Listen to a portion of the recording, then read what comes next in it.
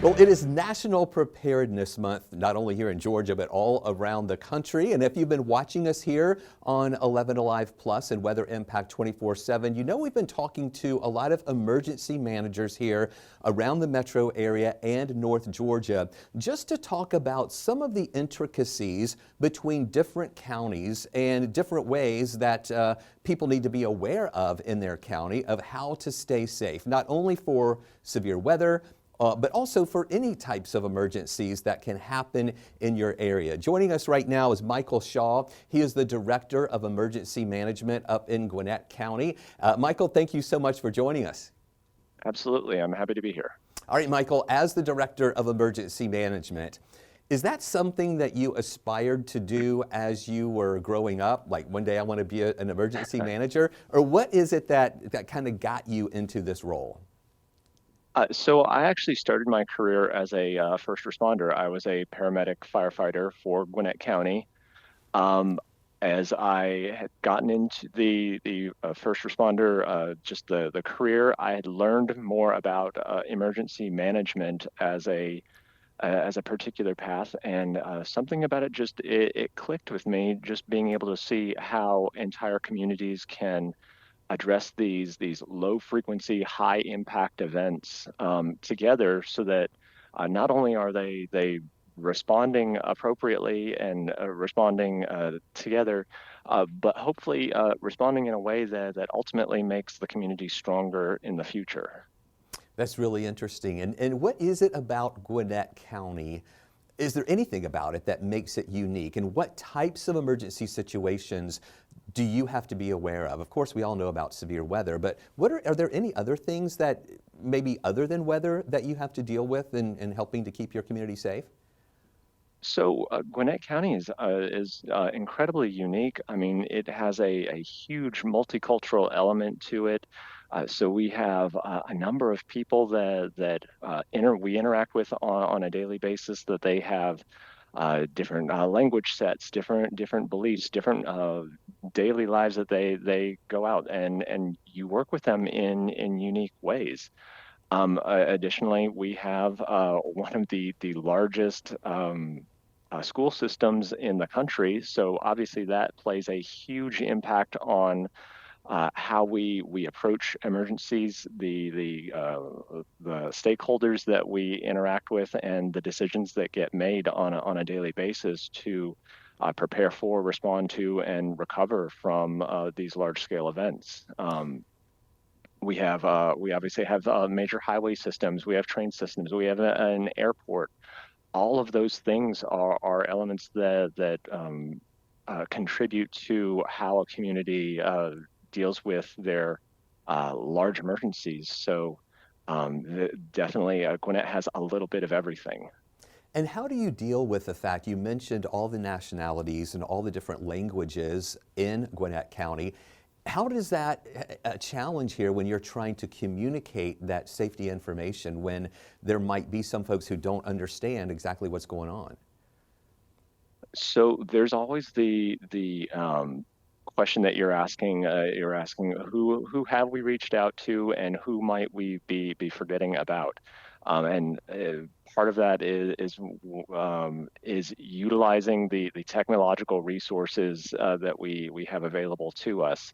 Our county website is a communication platform that we lean on very heavily. It has translational capabilities. We utilize just the stakeholders that we are messaging, and lean on them to share. So when we send out that message, we are asking some of our stakeholders to relay that message to your partners, your community members that are part of those cultural and community groups. So understanding that there's not necessarily one direct path that solves that issue, but recognizes that everybody owns a small component of the solution, and helps that becomes even more evident with a multicultural community like Gwinnett.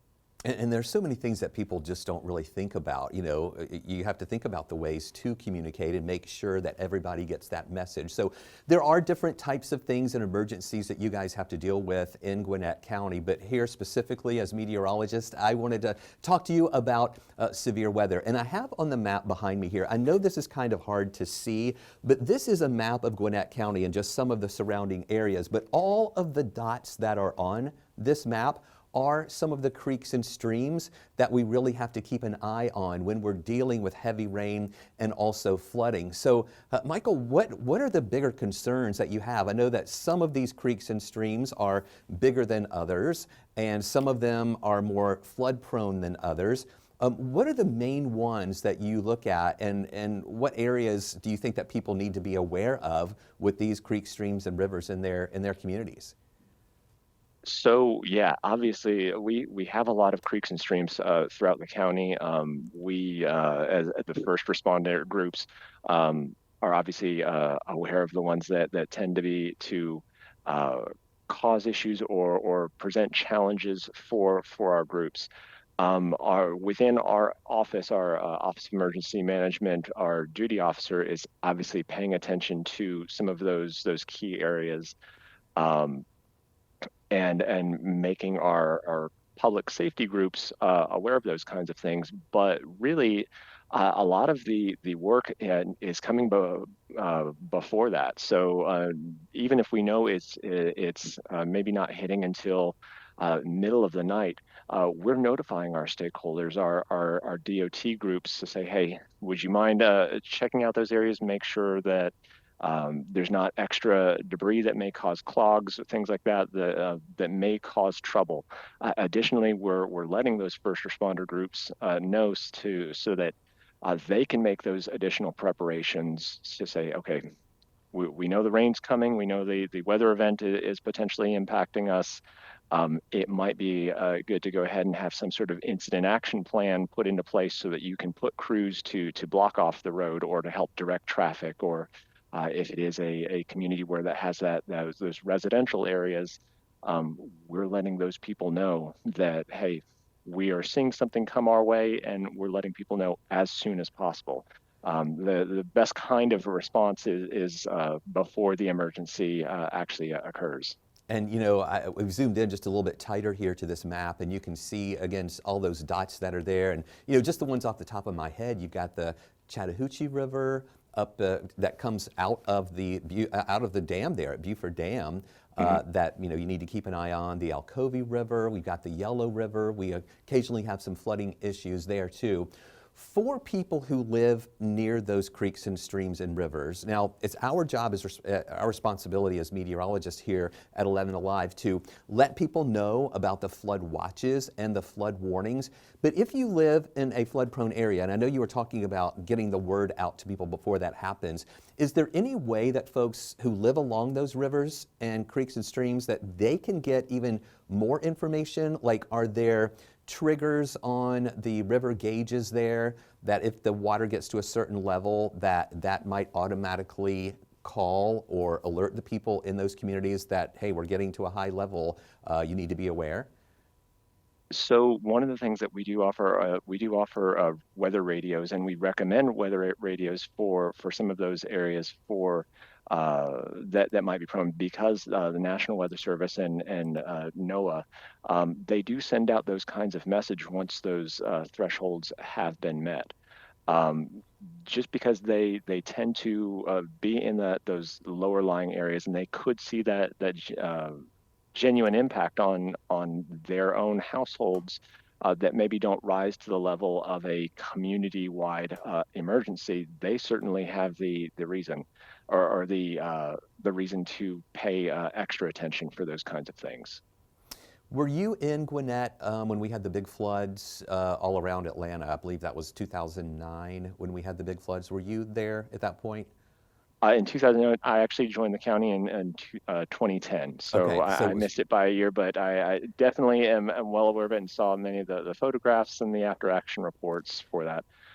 Absolutely devastating for parts of the community. and that was it was in Gwinnett County when we heard about the first fatality from those floods. You know, we had the Mhm. floods all in the west metro counties, really all over, with that very intense heavy rain that we had. It was on a Sunday night going into Monday morning, and it was Gwinnett County where we heard of the first fatality that happened there. It was overnight, a lady driving over a bridge, and it took her car, the water was overtaking it, it took her car into that. So that was always one of those things so impactful to me as we were there on Sunday night telling people about this heavy rain and warning people about it. And then the next morning when I woke up, I heard about this fatality, and it just really impacted me. Like, what could I have said differently that maybe could have prevented this fatality? So we know that flooding, of course, is a big issue. And then, Michael, of course, severe thunderstorms and tornadoes here. Do you think there's anything unique about Gwinnett County in getting that information out? And I wanted to also ask, does Gwinnett County have tornado outdoor sirens? I'll answer the second part first. Regarding tornado sirens, that's actually a technology that less and less communities have relied on. Um, there's a few of our cities within Gwinnett County that still maintain tornado sirens on their own. So it's very possible you will hear them if you're close enough to the city proper. But instead of tornado sirens, the county opts to go with wireless emergency alerts and cell phone-based technologies. A lot of the reasoning for that is because of the limitations of tornado sirens. As construction tends to favor more soundproof buildings and soundproofing your vehicles, things like that, they're just less effective. And we certainly aren't going to ask people to be outside during these events when these alarms are going off. So that's something that we as a county don't rely on heavily, but we do see them within some of the cities that currently get some use. And I'm sorry, what was the first Just question? as far as severe weather and tornadoes, anything unique about Gwinnett County? I know you had mentioned it's the largest school system in the state of Georgia, and just communicating to people if severe weather is happening, maybe at the time when the buses are being loaded, or more likely when buses are bringing the kids home and stuff. How do you handle stuff like that with such a large school district to deal with? So a lot of that is really, like I said, the earlier we can have these conversations, the better. The school system, obviously, whether they are going to close the schools or swap to or switch to a digital learning day, they'd much rather do that before kids have even arrived. The whole busing operations to get people home earlier is a huge undertaking for them. So uh, the best case scenario for everybody within the county is for us to give them as much notice as possible, as much updated information as possible. So that's why when we get any kind of notification that there's a potential for severe weather, we're starting those conversations a week out, 5 days out, as much notice as possible, and giving those kinds of updates as frequently as possible, so that the people that are in charge of making those kinds of decisions have as much time as possible and as much current information that we can possibly provide them. And Michael, our nightmare is winter weather and whether or not it's going to snow or whether or not we're going to have ice. And that communication, you guys are all involved with that communication, most likely connecting with the National Weather Service as well. And then do you communicate that to the folks in the school district? Absolutely. So one of the things that has become standard practice for our counties is that whenever the National Weather Service has any of their special weather briefings, we'll view that in our Emergency Operations Center and invite all of our partners so that we are getting as much of that information at the same time, which is great. But then we get to have a conversation afterward with everybody in the same room saying, okay, we all saw the same thing. What are you thinking? Because when it comes down to it, if we have the school systems that are considering switching over to a digital learning day, that's obviously going to impact every parent that has a child in that school system, because now they're thinking of okay, how am I handling the childcare elements of that? So being able to make those decisions in the same room and have that kind of collaboration to how we're going to spearhead and get ahead of the issue is invaluable as a county. And Michael, just one last question here. Any other words that you would like to tell your residents, anybody that's watching us in Gwinnett County, about what they need to be thinking of and what they can do to stay safe in your county? Sure, absolutely. There's really going to be four things I would recommend. It's one, know your risks. We as a county, we publish our hazard identification on our county website, so you can always look and see any kind of updates that are related to that, as well as additional information and considerations for each of those risks. The second thing is going to be to make a family emergency plan. Figure out what makes sense for your family, whether that is having loved ones come and pick you up to take you away from the additional risk, or having some sort of exit strategy, making sure that you have all of your very specific needs for your family, those kinds of things.